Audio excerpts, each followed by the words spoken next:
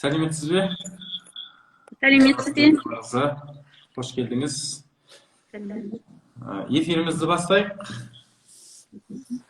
Құрметті көрермен, армысыздар. Бүгін жастар арасында суицидтің алдын алу бойынша өмір ең басты құндылық жобасын іске асыру аясында Алматы қаласы Алатау ауданы нөмірі 182-ші жалпы білім беретін мектептің директордың тәрбиесі жөніндегі орынбасары Агадилова Олжалғас Беркалиевнамен кездесу өткізіп отырмыз. Жалпы біздің бұл кездесуді өткізудегі мақсатымыз қазіргі жастар арасындағы құндылықтардың ара-жігін ажырату, жастар арасында суицидтің алдын алу. Олжалғас Беркалиевна, енді сіздің осы оқушылармен тәрбие саласында көптеген жылдардан бері еңбек етіп келе жатырсыз. Жалпы мынау бізде енді мектептен біз сізді қонақ қылып шақырып отырмыз. Себебі 14-29 жас аралығындағы адамдар жастар санатына жатады. Демек, 14 пен 18-дің арасындағы адамдар сіздердің қарамақтарыңызда мектепте тәлім алып, білім алып жатыр. Осы кісілердің арасында жалпы суицидтің алдын алу бойынша жұмыстар атқарылады ма? Рахмет, қонақ қылып шақырғаныңызға, Али Солтанбекұлы. Көптеген осы ұстаздық жолымызда біз көптеген жасөспірімдерді, балаларды тәрбиелеп жатырмыз, дұрыс айтасыз. Әрине, қазіргі таңдағы қоғамымыздағы ең актуалды мәселелердің бірі бұл жастар арасындағы суицидке бейімділіктің басым болып бара жатқандығы. Қазіргі кезеңдегі жастардың осы бір өзіне өзі қол жұмсау деген нәрсенің болуы бұл қоғамның қазіргі басты айналысып отырған сол қауіпті жастардың арасында таралуына жол бермеуге жұмыстанып жатқан жайымыз бар. Негізгі бұл көбінде жасөспірімдердің бұндай жағдайға баруы ең бірінші баланың ішкі жан дүниесінің күйзеліске түсуінен және стресске түсуінен пайда болып жатады. Әсіресе жасөспірім балалар бұндай жағдайға көбінде отбасылық кикілжіңдер, отбасындағы тәрбиенің жетіспеушілігінен, сонымен бірге ананың, әкенің жан жылуының жетіспеуінен, өзінің ішкі толғанысын, ойын, өмірде кездесіп қалып жатқан қиын жағдайларға түсіп қалған кезеңде сырын бөлісе алмау, сол бір тығырыққа тірелу, осының бәрі баланың өзіне өзін қол жұмсауға алып келетін, суицидтік әрекетке алып келетін факторлар болып табылады. Бұл жағдайларды болдырмауда жалпы білім саласында еңбек етіп жүрген мамандардың қосып жатқан үлесі орасан зор деуге болады. Осы балаларды бұндай жағдайға жеткізбеу мәселесінде мектепте психологтар жұмыс жасайды, мектептің тәрбие бөлімі жұмыс жасайды, әлеуметтік педагог деген маман бар, ол кісілер жұмыс жасайды. Барлық баланың әлеуметтік жағдайына, тәрбиесіне және оның психологиялық жағдайына жауап беретін осы адамдар, яғни мектептегі мамандар, педагогтар барлығы бірлесе отырып, жоспарлы түрде жұмыс жүргізеді. Ондай жағдайдың алдын алуда оқушыларға алдымен сауалнама жүргізеді. Осындай жағдайға өзінің белгілері бала бойында пайда болатын болса, оны байқаған педагог болса, онымен зерттеу жүргізе бастайды. Ол өте бір нақты адамның көзіне ұрып тұратын немесе бір қолмен ұстап алатындай дүние емес қой, оған өте бір қырағылық керек. Сондықтан да бұл жерде психолог мамандардың жаңағы зерттеу жұмыстары аса қажет. Бұндай зерттеу жұмыстары барлық мектептерде қазір жүргізіледі. Сол зерттеулердің нәтижесінде мінезінде ауытқушылық пайда болған, бала тұйықталған жағдайда, баланың болашаққа деген жоспары жоғалған жағдайда осындай кезеңге түсіп қалған балаларды психолог мамандар, тәрбие саласының мамандары бақылауға алады, олармен жұмыс жасайды. Бұндай жағдайлардың болмауына барлық мүмкіндіктер қарастырады. Сондықтан да қазіргі дегенмен де қанша жұмыс атқарылғанмен бұндай жағдайда кездесіп қалып жатқан жағдайлар жасөспірімдердің арасында бар. Оны жасырудың кейде қажеті жоқ қой деп ойлаймын. Сондықтан бұл дерттен, бұл қауіппен бүткіл қоғам болып айналысу керек қой деп ойлаймын. Осындай суицидтік жағдайға балалардың барып қалмауын, жасөспірімдердің осындай жағдайда жеткізбеуге бүткіл қоғам мүшелері жауапты. Жақсы, рахмет, Ұлжалас Беркалықызы. Ендігі сауалға мынандай бір қырынан келсек, енді бүгінгі бір тақырыбымыз өмір ең басты құндылық деп отырмыз ғой. Қазіргі заманда жастар болсын, ересектер болсын, біздің замандастарымыз құндылықты басқа жақтан іздеп кеткен жоқпыз ба осы? Суицидке осы құндылықты басқа жақтан іздеуімізде себеп болып жатыр ма деген сауал ғой менікі. Дұрыс айтасыз. Әрине, қазір ақпараттар ағымында, мынау ақпараттар еркіндігінде тоқтау жоқ. Ақпараттардың дамуына ешқандай шектеу жоқ. Оған ешкімде шектеу қоя алмайтын қоғамдық құбылысқа айналды ғой. Әрине, адам баласының бойындағы құндылығы, оны мен ойлаймын, бірден бір құндылықты адам байытып отыру керек, нәрлендіріп отыру керек, оған бір жаңағы күш қуат беріп отыру керек. Ол күш қуатты қазір жастар қайдан алады? Ең оңай, тезірек табуға мүмкіндік жасап қойылған жағдай, бұл өздеріңіз білесіздер, ғаламтор желісі. Жастардың көп еліктейтіні сол ғаламтор желісі болғандықтан, қазір мен ойлаймын, ғаламтор желісінің өзінде адамның жан дүниесін байытатын, адамның рухани жан дүниесі бай адам, ол кез келген іс-әрекетке барарда ойланады. Ондай іс-әрекетке тіпті бармайды десе де болады. Мен бір психологтың лекциясына дейма дәрісіне қатыстым. Сонда былай дейді: адамның сырт келбетімен қоса, адамның ішкі дүниесінде де тағы бір адам отырады дейді. Сол адамды үнемі рухани байытып отыру керек дейді. Біз сонда сұраймыз ғой, оны қалай байытуға болады деп. Ол ішінде отырған адам еш уақытта бос қалмау керек дейді. Егер бос қалды ма, сіздің күш қуатыңыз, рухыңыз әлсірей береді дейді. Ал біз оны сұраймыз ғой, оны күшейтуге, күш қуатын арттыруға не қажет деп. Сонда ол кісінің бізге бір айтқан әдемі сөзі бар еді: оны байытатын бірден бір құрал өмірден мән табу деп. Өмірден мән табуды қалай біз меңгереміз десек, айтады: өзіңіздің жаныңызға жақын, жаныңыз сүйетін кітаптарды оқыңыздар дейді. Қазір кезде кітаптардың да өзі түрлі бағыттағы жазылып жатқан кітаптар бар ғой. Соның ішінде әсіресе мынау психологиялық адамдардың тұрғыдан мықты болуы, рухани тұрғыдан мықты болуы, ол көбінде мен ойлаймын, қазір бізде кітапты көбірек оқу керек. Жастарымыздың енді кітап оқуына барынша мүмкіндік ашу керек. Мүмкіндік те көп. Оқимын деген адамға, білем деген адамға, ізденем деген адамға қазір мүмкіндік көп. Сол мүмкіндіктің ішіндегі, сол көп дүниенің ішіндегі өзіңе қажетіңді ала білу керек қой деп ойлаймын. Сол адамның жанын байытатын, рухани тұрғысынан адамға күш беретін, қуат беретін бірден бір нәрсе жақсы кітаптар. Кітап ақыл ойға қуат беретін құрал деп айтады ғой. Сондықтан мен айтар едім, жастарды өмірде өз жолын табу үшін, рухының мықты болу үшін, құндылығының, ішкі жан дүниесінің құндылығының көтерілу үшін, бұған ең бірінші жақсы нәрсе, оқитын нәрсе бұл кітап қана ғой деп ойлаймын. Және сосын мен көбінде осы өмірлік тәжірибеден алатын болсақ, үнемі мына жастардың ішінде де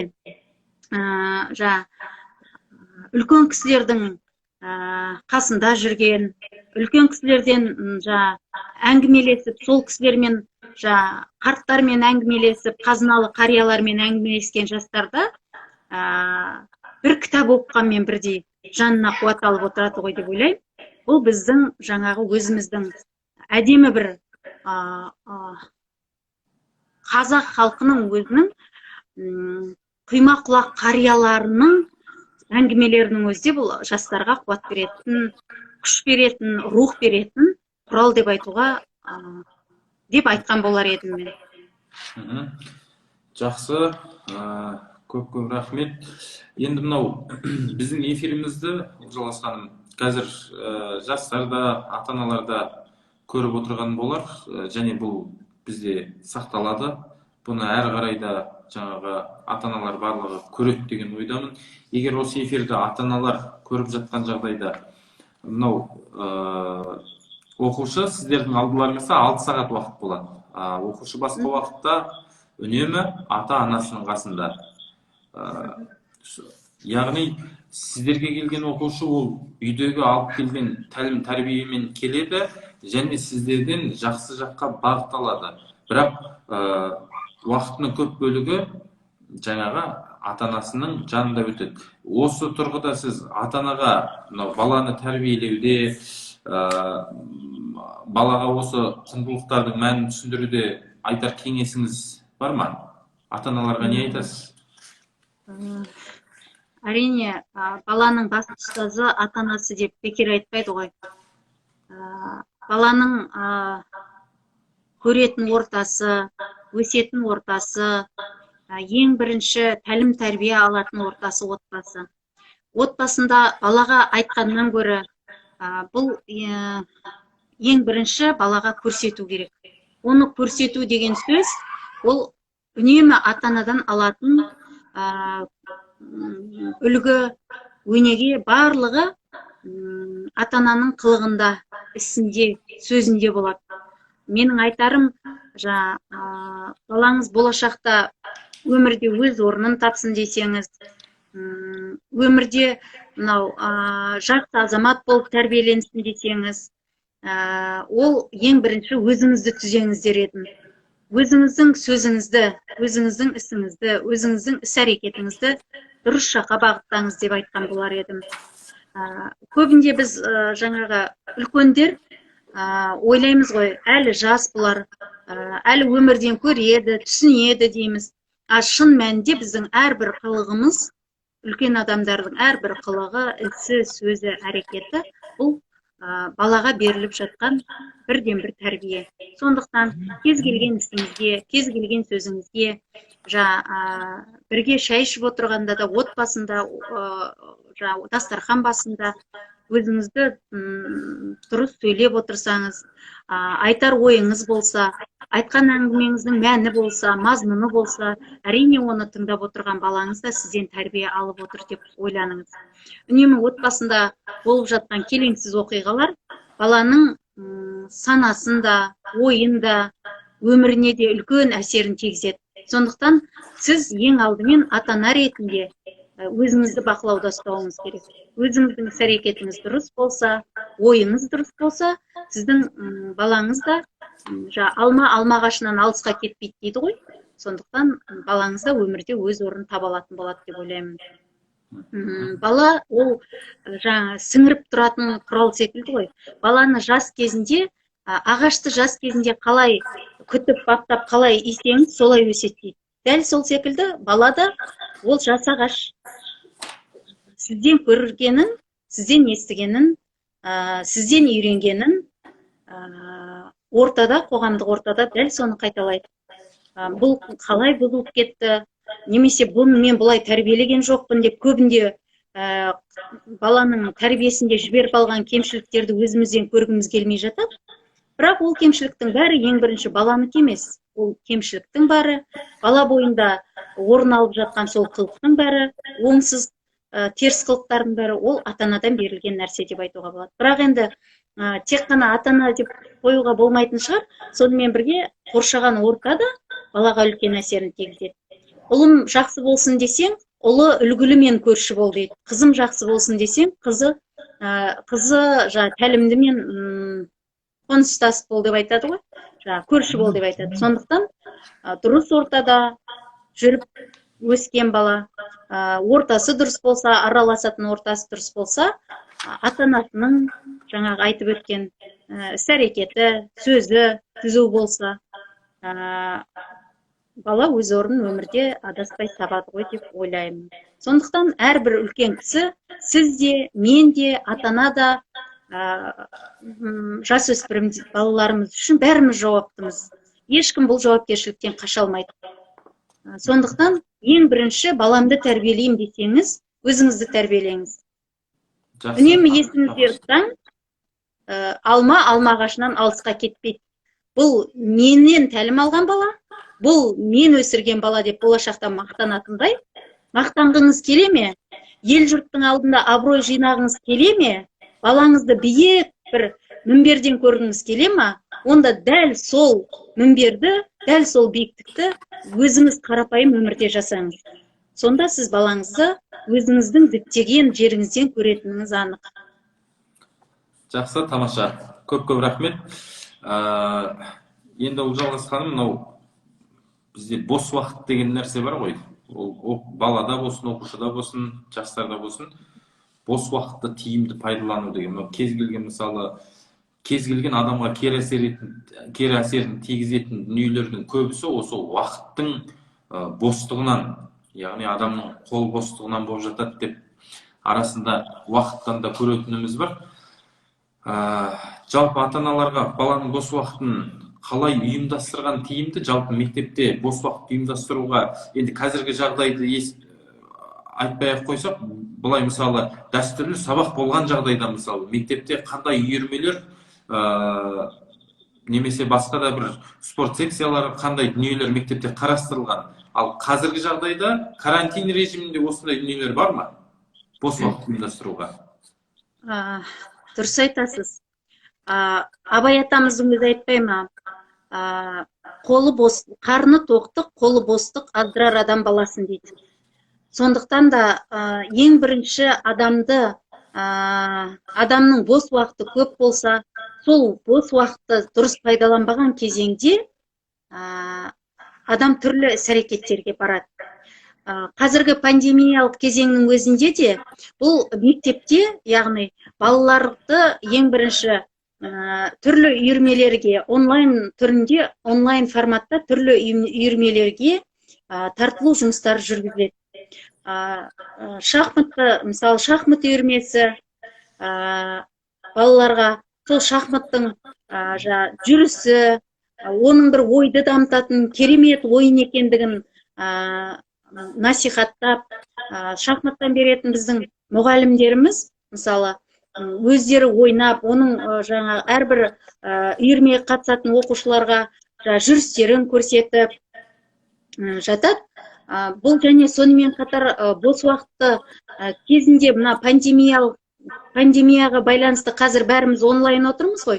Дегенмен де бұрын біз қалай деп айтамыз, жаймашуақ кезеңде мектебімізде түрлі үйірмелер болды.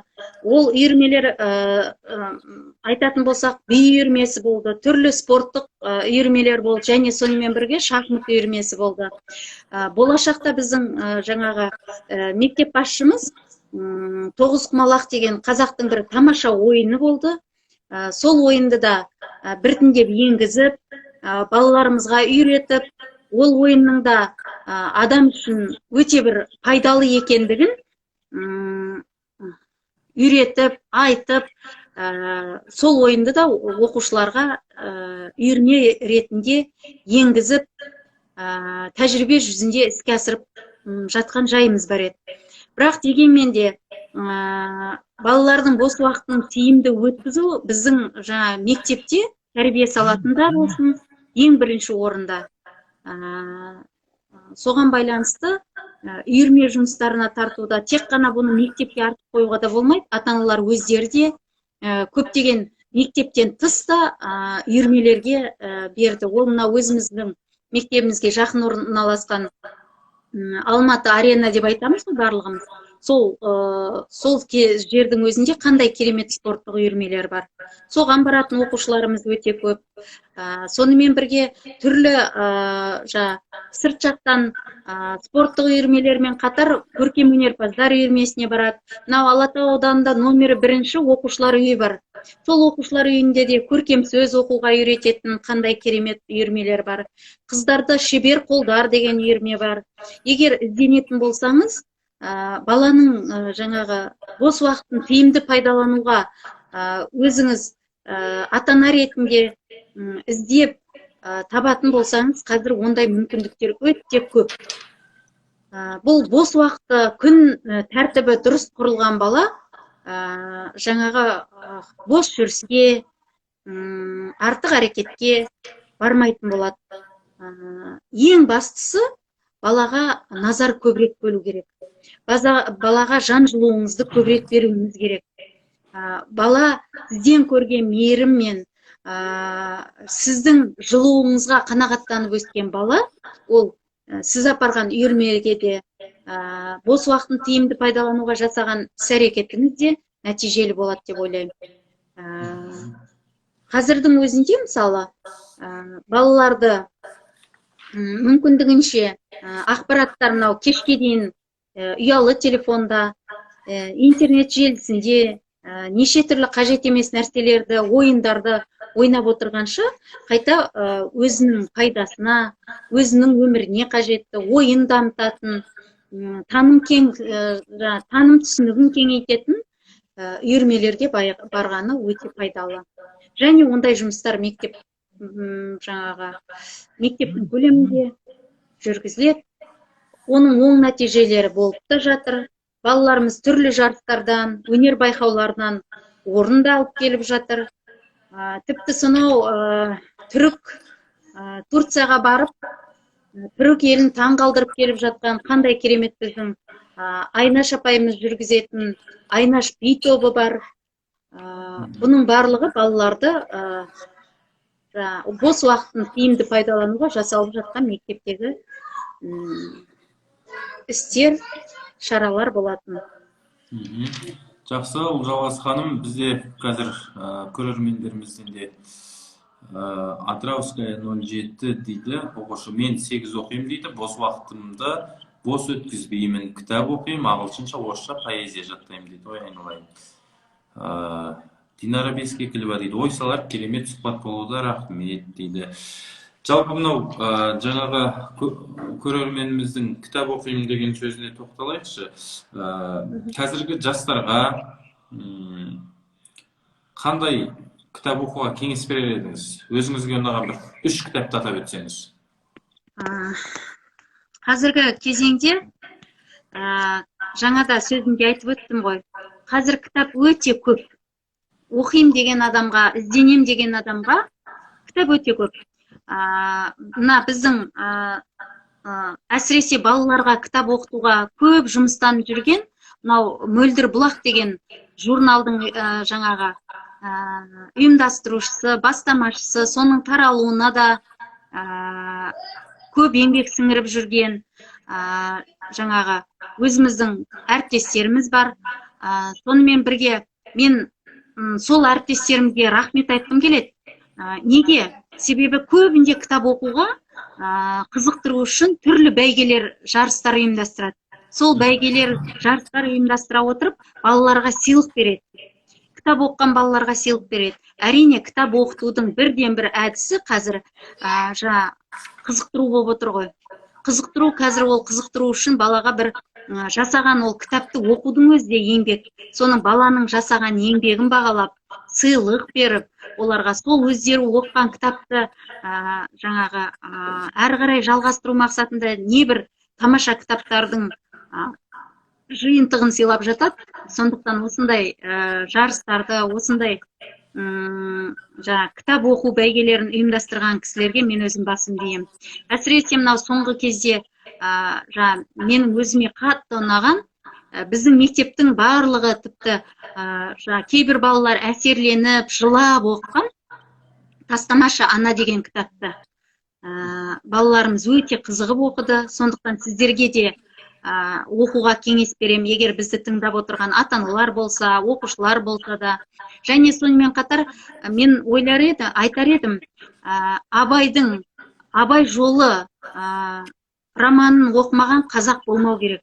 Қазақты таним деген адам, қазақтың таным түсінігін, қызығушылығын, қазақтың ұлттық салт дәстүрінен тамыр алам, қазақтың ұлттық салт дәстүрін, тұрмыс тіршілігін терең білем деген адам, таным түсінігін білем деген адам Мұхтар Әуезовтің Абай жолы кітабын оқу керек.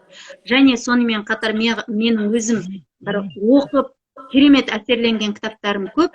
Соның ішінде мен мысалы Хамза Есенжановтың Ақжайық романын айтқан болар едім. Сондай мен өзі оны 7-8 сыныптарымда оқыдым ғой деймін. Әлі күнге дейін есімде, әлі күнге дейін оқиғалары есіме түссе, сондай бір тамаша әсерге бөленем. Сондықтан мен өзім осы 3 кітапты оқуға кеңес берер едім. Әсіресе кітап оқуға бірінші бұл кітаптар кішкене сәл ауырлау болуы мүмкін. Ең бірінші, кез келген қазақ баласынан сұрасаңыз, қандай кітапты оқыдың десең, ең бірінші айтатындары бұл өзіміздің Бердібек Соқпақбаев ағамыздың Менің атым Қожасын оқып бастайды. Менің атым Қожа, Махаббат қызық мол жылдар, жаңағы Сайын Мұратбеков ағамыздың Жабайы алмасы, балалардың кітапқа деген құмарлығын туғызатын тамаша туындылар ғой. Осыларды оқып, кітапқа деген махаббатыңызды ашуға болады. Және мен осыны өзімізді тыңдап отқан адамдарға кеңес берер едім. Қазір соңғы кезде де небір жақсы кітаптар шығып жатыр. Оқып, көріп, жаныңыз нені қалайды? Неге құштарсыз? Соған байланысты қазір кітаптарды тауып оқуға өте көп. Кезінде білесіз бе, сізбен менің ержеткен кезеңде кітаптар, қыдырымпаз кітаптар деген болатын. Мен өзім оқыған мектепте, сөре дейміз ғой, шкафтың сөресінде әркім өзінің оқыған кітабын әкеліп қоятын. Сол кітаптарды келесіміз алып, мен кішкене айтқаннан кейін, ой, енді қалғанын айтпа, мен өзім оқиын деп солай бір-бірімізді қызықтырып оқитынбыз. Сол үрдіс қазір мектептерге еніп жатыр мені қуантатыны. Неге? Себебі қазір біз өзіміздің мектепті алатын болсақ, мысалы, кел кітап оқиық деген акция өткіздік. Кел кітап оқиық. Кітап оқиық акциясында көп балалар кітапты оқып, ол баланың кітапты шын мәнінде оқығанын байқау мақсатында оны бақылау жұмыстарын алып, кез келген бөлімінен, кез келген бір мәтінін алып айтып бер деген кезде керемет айтып отырған балалар болды. Бұл да бір баланың кітапқа деген қызығушылығын ашудың бір әдісі. Және біздің ата-аналарымызға да үлкен рахмет. Неге? Себебі біз балаға кітап оқыту мақсатында мектепке кітап сыйла деген науқан жасадық. Сонда қандай керемет кітаптар келді. Қандай ертегі кітаптар келіп жатыр. Қандай керемет үлкен адамның жан дүниесін байытатын құнды кітаптар келді. Сол үшін біз осы мектепке кітап сыйла деген акциямызға қатысқан ата-аналарымызға да рахмет айтамыз. Сонымен қатар Алматы жастары деген бір Алматы жастары осы бізге үлкен көмек берді. Алматы қаласы әкімшілігінің жанындағы жастар ісі көптеген кітаптар берілді. Біздің оқушыларымыз соларды оқып қазір мектепке келіп, өздерінің қазіргі кезеңде маскілерін тағып, санитарлық бүткіл нормаларды сақтай отырып, мектепке келіп алып кетіп, осы кітаптармен оқып, өздерінің рухани күштерін қуаттандырып жүрген оқушыларымыз бар. Сонымен қатар қазір педагогтер де сол кітаптардың қызығын көріп, өте бір алып, соны оқиды. Сондықтан біздің мектебімізге кітап сыйлап, осы ұрпағын ойлап, жақсы бір балалар осы мектептен тәлім алсыншы, тәрбие алсыншы, оқып, менің оқығанымды өзгелер де білсінші деген әдемі тамаша ойдан берген, жасаған бізге пайдаларыңыз үшін көмектеріңіз үшін, қолдауларыңыз үшін мыңда бір алғыс айтамыз. Жақсы, рахмет. Олжас Беркалықызы. Демек, мектепте жаңағы оқушыны, жастарды рухани байыту бойынша жақсы жұмыстар жасалып жатыр екен. Енді біздің эфирімізді көрген кез келген ата-анаға немесе кез келген мектептерге жаңағы сіздер өткізіп жатқан кел кітап оқиық, мектепке кітап сыйла деген сияқты іс-шараларыңыз, акцияларыңыз басқаларға да үлгі болады, басқа жақтан да жалғасын табады деген сенімдемін. Енді жаңа Тастамашы ана деген кітапқа келейік, көрерменге кішкене толығырақ ақпарат бере кетейік. Мен қазір міне интернет желісінен қарап отырмын. Бұл кітаптың авторы башқұрт жазушысы Айгиз Баймұхаметов, аударушы, яғни аудармашысы Саят Қамшыгер дейді. Көрермен қауым, уақыттарыңыз болып жатса, Олжас Беркалықызы сіздерге айтып өткен жаңағы 3 кітапқа назар аударыңыздар, балаларыңызға оқытыңыздар, өздеріңіз оқыңыздар. Сонымен соңғы бір сұрақ қояйын, осымен эфирімізді тәмамдасақ. Сонымен жалпы суицидтің алдын алуға бола ма? Егер болған жағдайда қандай амал қолдансақ болады? Осымен бір бүгінгі кездесуіміздің нүктесін қойсақ. Әрине, кез келген істе біз педагогтар қауымы кез келген істің алдын алуға болады деп қараймыз.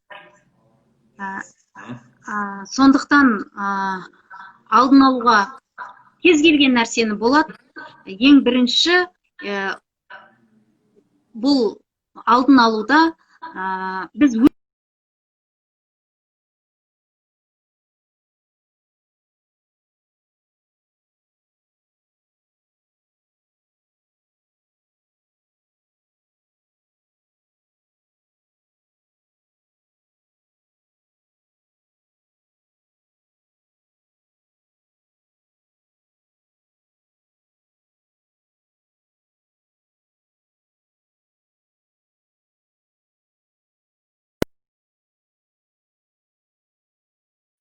ұстаздардан алса, ұстаздардың жаңағы бір жылы қабағын көріп, мейірімді сөздеріне бөленіп өссе, бұл балалардың арасында бұндай әрекет болмайды. Барлық нәрсе өзіміздің негізгі ұлттық құндылығымыздан келіп шығады ғой. Бұл дұрыс адами қарым-қатынас. Бала егер өзінің ортасын таба алмаса, бала өзінің ата-анасымен дұрыс тіл қарым-қатынас жасай алмаса,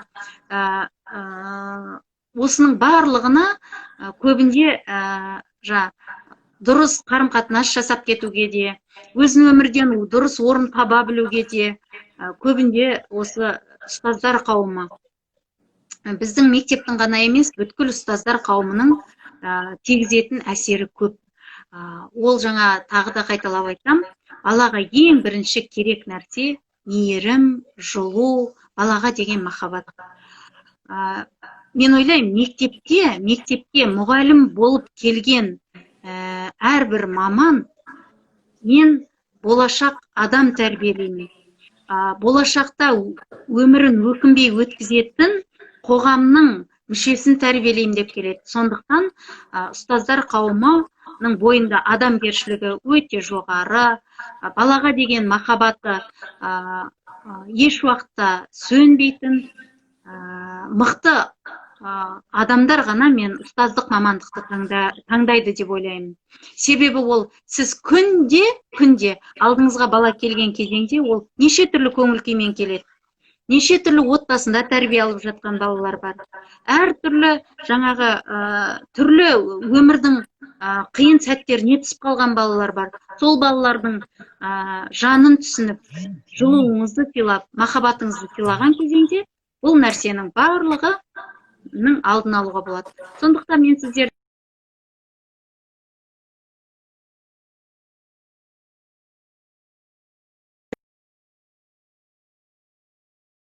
болатын болса, мен айтар едім, алдарыңызда отырған қаракөз балаларыңыздан жан жылуын аямаңыздар.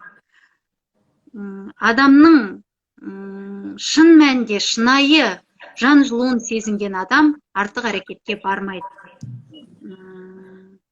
Бәрінің алдын алуға болады. Тек қана жаңа бізде бір әдемі бір бағдарлама бар ғой, кеш қалмайық деген. Кез келген істе кеш қалмауымыз керек.